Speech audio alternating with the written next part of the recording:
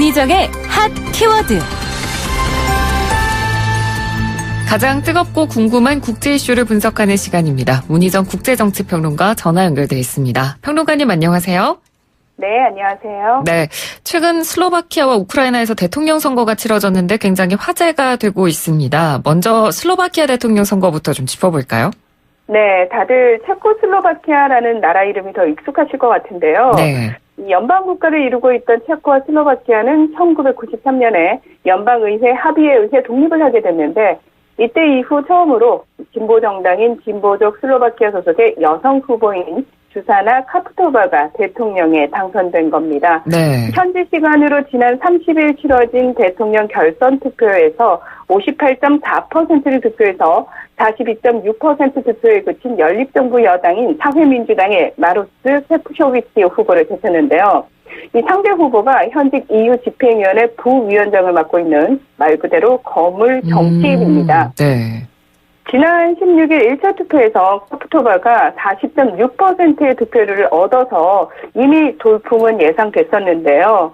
이 진보적 슬로바키아당은 2017년 12월에 창당한 의석이 없는 원외 정당인데다 카프토바 역시 정치 경험이나 공직 경력이 없는 정치 신인이라는 점에서 이번 대선 결과는 여당의 완패, 선거 혁명으로 볼 수 있습니다. 네. 이 카프토바 당선자가 어떤 사람입니까? 그러니까 지난 14년간 슬로바키아의 수도인 브라티슬라바 인근의 고향마을 페지노크에서 불법 폐기물 매립장을 건설하려는 기업과 소송을 벌이면서 한내 대법원으로부터 매립 불허 판결을 받아낸 환경운동가이자 변호사인데요. 네. 2016년 환경 분야의 노벨상으로 불리는 골드만 환경상을 받았고 거대 기업과의 법정 분쟁에서 승리한 미국 환경론자 에린 브로코비치의 이름을 따서 슬로바키아의 에린 브로코비치라는 별명을 갖고 있기도 합니다.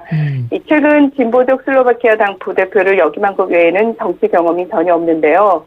이 슬로바키아라는 나라가 동성 결혼과 낙태가 합법이 아닌 상당히 보수적인 국가거든요. 네. 근데 그런 나라에서 계속해서 동성의 권리를 옹호하고 낙태 금지도 반대해온 상당히 진보적인 성향을 가진 인물입니다. 네.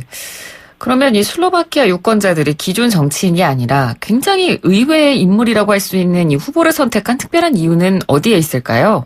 그러니까 앞서서 말씀하신 것처럼 이 정교유착이라든지 해묵은 정치인들의 부패 스캔들에 신물이 난 슬로바키아 국민들이 이번 선거를 통해서 기성 정치인에 대한 단죄를 했다 이렇게 볼 수 있습니다. 예.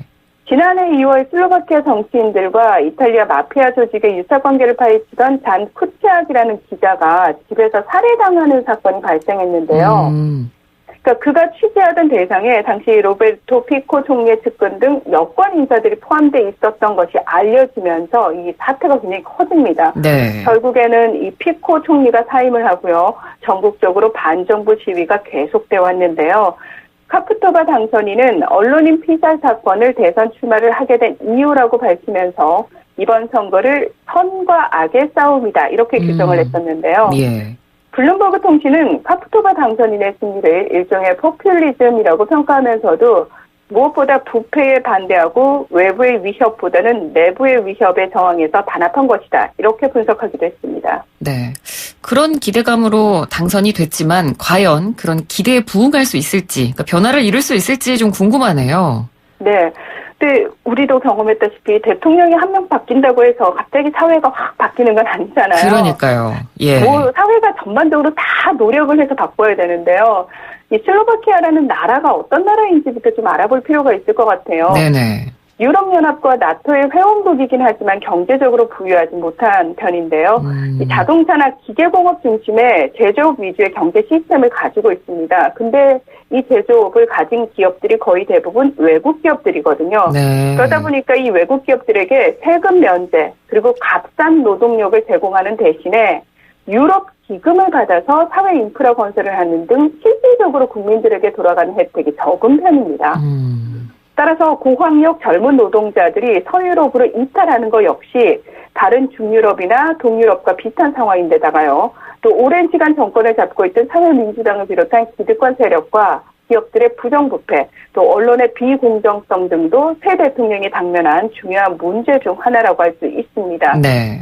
하지만 하지만 내각제 국가인 슬로바키아에서는 행정권이 총리에게 있거든요. 그러니까 대통령이 가진 권한이라고는 내각 구성 승인권, 또 헌법재판관 임명권, 법률 거부권 등의 견제 권한 정도여서 정부 정책에 대해서 실질적인 결정권이 없다라는 지적도 있습니다. 네.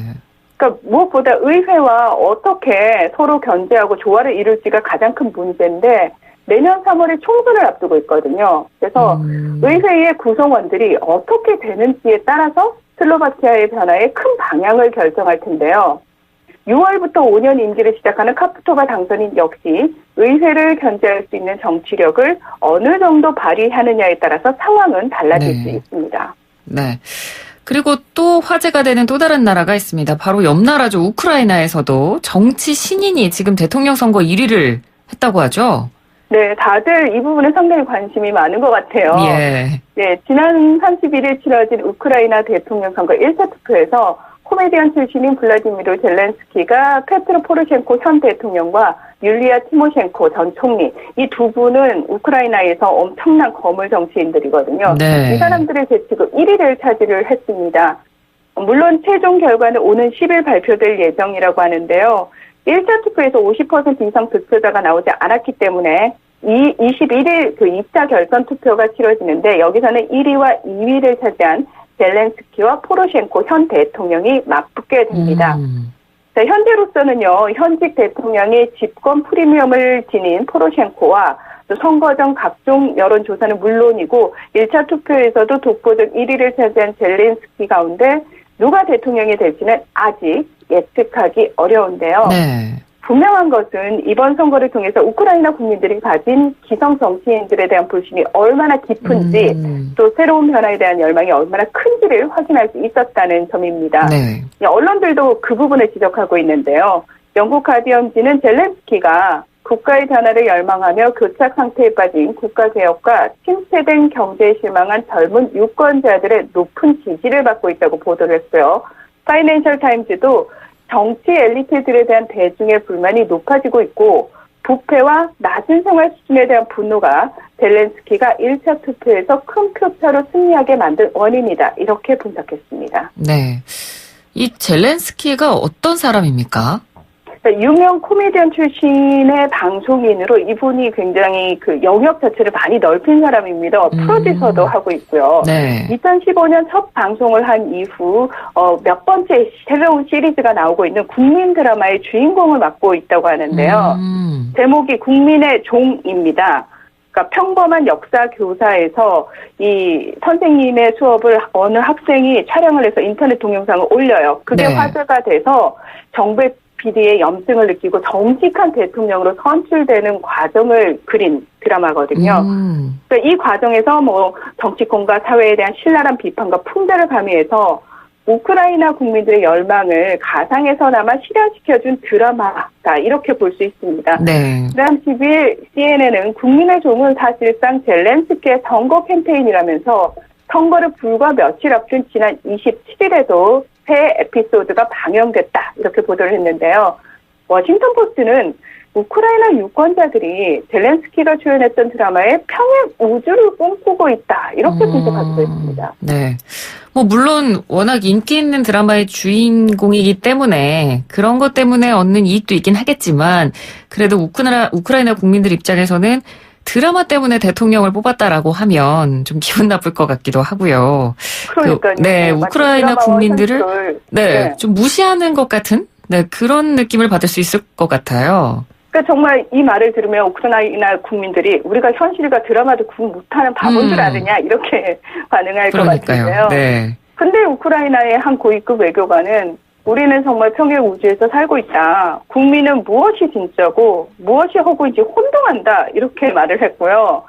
사실 젤렌스키도 2월 초에 외신 기자들과 만난 자리에서 드라마에 나오는 사람과 실제의 나를 같은 사람, 한 사람이라는 생각을 하고 있는 유권자들도 있다라는 점을 인정을 했습니다. 하지만 그러면서도 그 드라마 속의 인물 있죠. 그 주인공과 자신이 실질적으로 어느 정도 일치하는 건 사실이다. 라고 강조하기도 했습니다. 그러니까 대통령 역할을 하면서 어쩌면 스스로도 드라마 속의 주인공을 자신과 동일시하지 않았을까 하는 생각도 드는데요. 하지만 젤렌스키는 현실에서도 민감하고 중요한 시기마다 자신의 정치적 견해를 분명히 밝히고 지원금을 내는 등 실질적인 행동도 하는 인물입니다. 네. 2013년 유로마이단 시위 때 자신의 영화 개봉 기자회견에서 이 유로마이단 시위 때 사실 정부가 국민들을 향해서 발포와 강경 진압을 하거든요. 근데 이걸 비판하면서 우리는 국민과 함께 하겠다라면서 소신을 밝혔고요. 그리고 우크라이나 동부는 러시아와 경계를 접하고 있는데요. 이 돈바스에서 친러시아 반군이 활동을 많이 하고 있습니다. 네. 그래서 우크라이나가 지금 5년 넘게 계속해서 교전을 하는 중인데 여기 우크라이나 군에 지원금을 내기도 했습니다. 이 러시아에 대한 비판적인 발언을 자주 해서 이 러시아로부터는 요주의 인물로 낙인이 찍힌 상태라고 하거든요. 네네. 그러다 보니까 실제 생활에서요, 뭐 피습을 당한다거나 또는 그와 가족들이 테러와 위협에 시달려서 개인 경원을 고용하기도 한다고 합니다. 뭐 이렇게 단순히 뭐 국수주의자이기만 한 건 아니고요. 우크라이나가 부채를 상당히 많이 지고 있는데 네.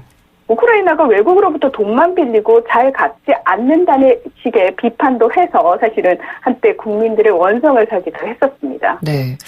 뭐 이렇게 러시아에 대해서 비판적인 인물이라고 하면 만약에 대통령이 되면요. 러시아의 관계가 좀 더 악화될 가능성이 크지 않을까요? 네. 이 부분을 좀 잘 살펴봐야 되는데, 네. 이 젤렌스키는 사실 러시아와 우크라이나가 합작해서 만든 프로그램에도 자주 출연을 했거든요. 그래서 어떤 의미에서는 굉장히 러시아와 익숙한 교류가 많은 인물이라고도 할 수 있습니다. 네. 물론 당선이 되면 블라디미르 푸틴 러시아 대통령에게 러시아가 지금 점령하고 있는 크림 반도와 돈바스 지역의 반환을 요구하겠다고 밝혔습니다만 분명한 건 단서를 달았어요. 러시아와의 협상에는 적극적으로 임하겠다라는 게 젤렌스키의 입장인데요. 예. 이 입장이 왜 중요한 거냐면은 사실 포로셴코 현 대통령은 무력으로라도 러시아가 점령 중인 크림과 돈바스를 되찾겠다면서 러시아에 대해서 상당히 적대적인 모습을 보이고 있거든요. 그래서 러시아 측에서는 오히려 이 젤렌스키의 당선을 은근히 바라고 있는 것 같기도 한데요. 러시아 크렘린궁과 외무부는 아직 우크라이나 대선 결과에 대해서 논평하긴 이르다면서도 우리는 우크라이나 지도부에 전쟁 세력이 아닌 우크라이나 동부 지역, 돈바스 지역 문제의 현실적이고 단계적인 해결을 지향하는 세력을 보길 원한다. 라면서 포로셴코 대통령을 견제를 했습니다. 네. 그리고 러시아의 프란츠 크넨체비치 상원 의원은 만약에 포로셴코가 재선이 또 되면은 러시아와 우크라이나 관계는 제로 상태가 되고 새로운 도발과 돈바스 지역의 교전 격화로 이어질 것이다. 라는 경고도 내놨습니다. 네. 러시아와의 관계까지 앞으로 또 주목을 해봐야겠습니다. 오늘 말씀 잘 들었습니다. 고맙습니다. 네, 고맙습니다. 네, 지금까지 문희정 국제정치평론가였습니다.